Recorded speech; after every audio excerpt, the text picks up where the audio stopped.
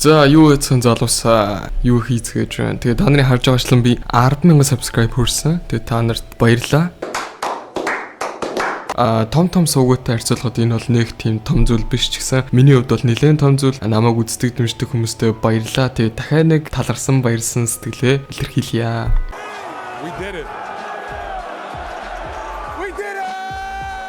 За өчигдрийн байдлаар стандингсаа харуул өнгөрсөн 7 хоногоос л нэг тийм амар том өөрчлөлт гараагүй байна. OKC West-тэй тэргүүлсэн хэвээр Detroit East-тэй тэргүүлсэн хэвээр явж байгаа юм байна. Одоо тэгээ бичлэгнийхээ эхний тоглолтоор Атлантагийн лидер болох Jalen Johnson-гийн аимшигтай нэг статер эхлүүлээ. 31 оноо 18 rebound 14 assist 7 steal бараг л quadruple double хийнгээ алдсан. Харин багийн төвийн тоглогч болох Okongwu 14 удаагийн 3 шидэлтийн орлоготой 8 удаа оруулж career high үзүүлэлт болох 32 оног авсан байна. За тэгээд энэ багийн хувьд бол миний бодлоор сэлгээ жоохон тааруухан санагдаж байна. Дээрээс нь од тоглогч байхгүй. Гэтэ эдний багч Porzingis байгаа, Trae Young байгаа. Гэхдээ би Trae Young-ыг ойрын хугацаанд ер нь явуулж иж энэ баг амжилтанд хүрэх байх гэж бодож байна. Яг тэгвэл Trae Young ч боол хог, бөмбөгтэй тоглодог, бөмбөггүй тоглож чадахгүй, хамгаалтан сул гэх юм уу те. Одоо энэ холбогчд ер нь нэлээд атлетик тийм амар шидэлттэй, яг Trae Young шидэлтэй л те. Гэхдээ ер нь намхан тоглож иж хамархан тэгээд тиймэрхүү болцоод байна. Энэ багч нь тэгээ хамгийн гол нь Young-тэй Young-гүй хожин гэдэг бол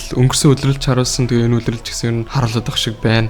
Тэгээд багт хэрэг Trae Young хичнээн тоглогчтой явуулаад өөрийн тоглогч боллоо. Сэлгээ зүцаатдаг бол цаашаа амжилтанд хүрэх магадaltaй гэж би бодож байна. Jalen Johnson дэр мэдээж бага босхуул шүү дээ тий. Харин эсрэг багаас нь Lauri Markkanen 40 оноо авсан ч тэгээ хүчин мөхсдөж Атлантик эсрэг хожигдсон байна. Харин Utah Jazz-ийн хувьд бол 11 сарын 16-нд Chicago Bulls-тэй таарч тоглосон. Энэ тоглолт нь 2 өвдөө гарсан. Та нар бол үзсэн байх. Энэ тоглолтод Lauri Markkanen болохоор 47 оноо 7 rebound 2 assist, 2 steal, 2 block гэсэн статыг үзүүлсэн бол багийн хамтрагч холбон тоглогч Keyonte George болохоор 33 оноо 2 rebound, 6 assist, 4 steal гэсэн тоглолтыг үзүүлсэн. Энэ тоглолтод болохоор Chicago Bulls-с Kobe White season debut хийгээд гинтлээсээ эргэн ирсэн. Тэгээд Chicago Bulls-ийн хувьд бол нэг яриад байх зүйл байхгүй. Угаасаа эдэр угаах бол хангалттай ярьж байгаа. Utah-гийн багийн лидерийг бол Lauri Markkanen гэж хоох эсвэл бүгд яг адилхан үүрэг гүйцэтгэдэг те лидергүй багч юм шиг. Гэхдээ би Lauri Markkanen-ыг бодохдоо өндөр шиддэг тэгээд доминант тоглож чаддаг ийм тоглогч бол зөв багтаа очивол ямар ч багийн контендер төвшөнд гаргаж чадна.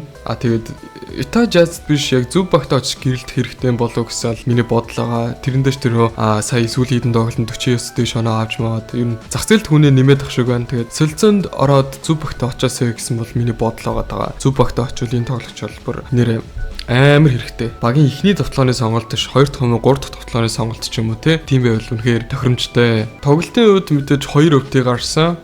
Миний бодлоор бол тийм хамгаал багтай зүрийг тийм оноонд уралцсан тоглолт болоод байгаа юм шиг харагдсан. Яг одоо нэг нь оноо авахд нөгөөх нь оноо авдаг ч юм уу те. Тэгээ эцсийн мөчд Keyonte George ингэж 3-аас хийгээ тоглолтын цэрийг тавьсан. Улмаар Utah Jazz хоцсон. За Warriors Spurs-тэй back to back тоглолт хийсэн. Stephen Curry бол Spurs-ийн эрлэг юм байна те. Энэ тоглогчтой юу ярих вэ? Тэгээ хоёр тоглолт Spurs эсрэг тараалаад 40-с дээш оноо авцсан. 49 оноо 4 rebound 2 assist 2 steal гэх статыг үзүүлсэн. Тэгээ 17 удаа 3 шиж 9-ийг нь амжилттай болгосон байна. Үндэл юу ярих вэ? Бүх цаг үеийн шилдэг шидэгчтэй тий. Арай. Одоо энэ ингээ Wemby-гийн дээр шидэж байгааг харалтай.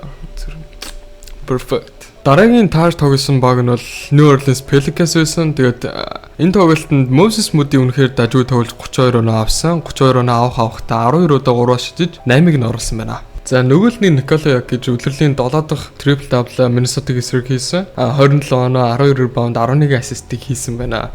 Тэгээд энэ тоглогч л галзуу байна уу? Дараагийн тоглолт нь бол Chicago-гийн эсрэг тоглосон.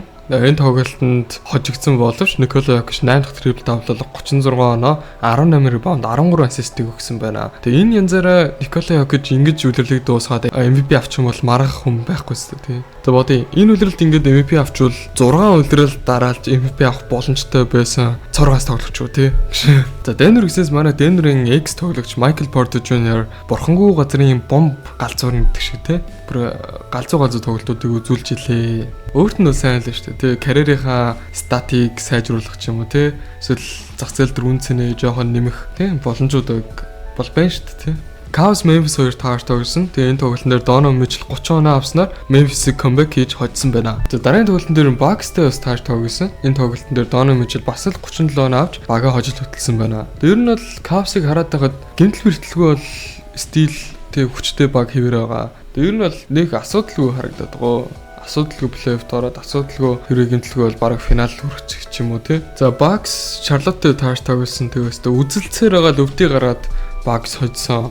Тэгээ миний хувьд Янисыг ингэж зовоожсэнс зүгээр дуртай баг руу явуулсан дээр юм уу даа л гэж бодоод байгаа юм. Харин энэ тоглолтын дээр Charlotte Hornets-оос Con Knopple гээд Duke-ээс орж ирсэн шидэг залуу маань career high болох 32 оног авсан. Тэгээ сүүлийн үед олонний анхаарал энэ залуу дээр амар хандаад байна. Яа тэгвэл оноо авалтыг рүүкнээр тэргүүлж эхэлсэн. Тэгээ Clay-с хойш хамгийн сайн шиддэг цагаан харьцан болох боломжтой гэсэн яриа хүртэл яваадсан шүү дээ. Тэгээ харьцуулт нь хүртэл Clay Thompson-тай харьцуулжсэн хамгаалттай, шидэлттэй, оролттой юу нь бол юмтай залуу байлээ. Харин Duke-ийн багийн ханд болох Cooper Flag нь Portland-ийн эсрэг 21 оноо авснаар багаа хожил хөдөлж чадсан байна.